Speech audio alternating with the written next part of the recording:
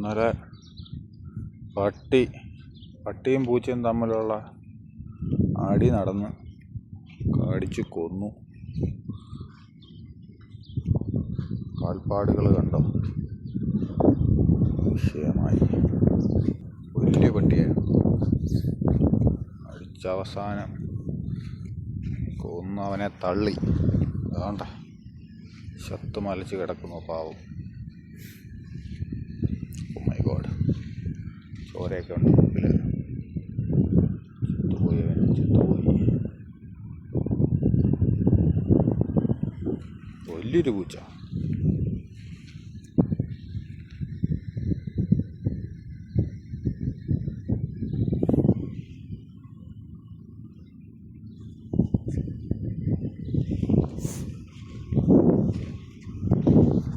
വലിയൊരു ഭീകര സംഘടന നടന്ന ഒരു സ്ഥലത്തു നിന്നാണ് ഞാനിത് എടുത്തിരിക്കുന്നത്.